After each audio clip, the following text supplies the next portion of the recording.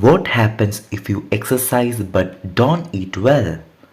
Maybe you are someone who runs 20 to 30 miles a week but regularly gets fast food for dinner. Perhaps you track what you eat Monday through Friday but binge on the weekends. Or maybe you are someone whose kitchen is stocked with chips, cookies, and soda because your workout keeps you thin. The idea of eating anything you want without consequences might sound like a dream, especially if you have convinced yourself that you are going to burn it off in your next cardio session. But the reality is that it doesn't matter whether you work out longer or at the higher intensity. Exercise cannot completely reverse the effects of a bad diet. You can look thin and still be unhealthy. Skinny fat is the unofficial term used on social media to describe a person who looks slim but has a higher percentage of body fat.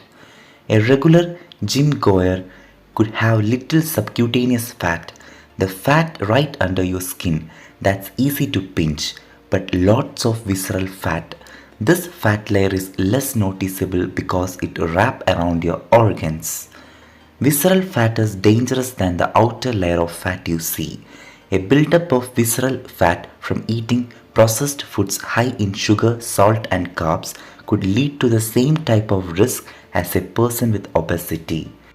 For example, large amount of visceral fat circulating throughout the body could cause the arteries to harden and become narrower, a disease known as atherosclerosis.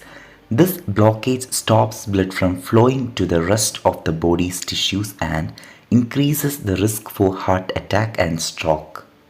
There is an increased risk for premature death if you exercise but neglect healthy eating.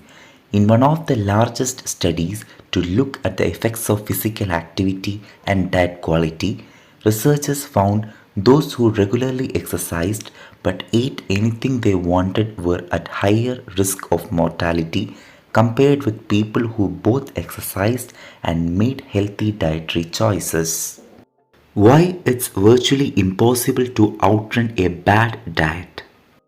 If you are looking to lose weight, the key is to develop a caloric deficit in which you burn calories more than what you are consuming. But eating high calorie fatty foods regularly can make this a challenge.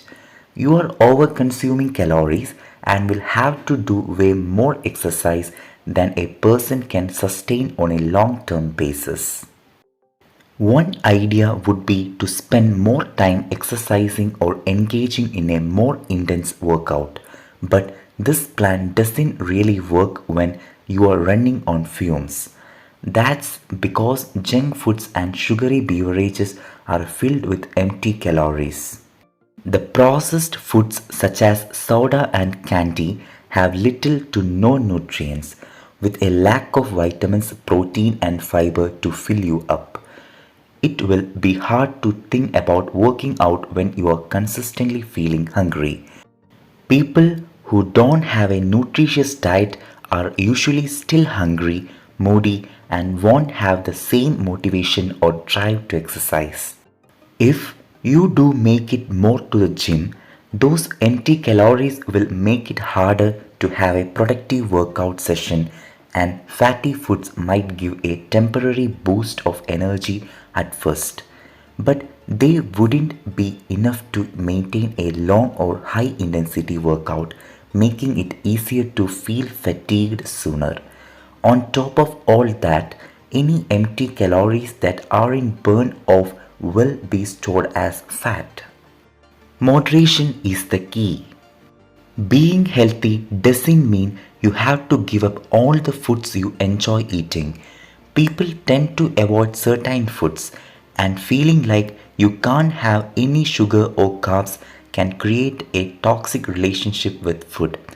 Instead of feeling guilty for getting takeout last night or for ordering dessert, you must think of food as more than just calories but as the kind of energy it can provide. If you have had enough fiber today, look at where you add in extra protein omega 3 fatty acid or healthy carbs. There is no something like it's not good or bad food. It's just fuel. When you look at it from an additional standpoint instead of a restriction standpoint, it's a healthier approach to fueling yourself.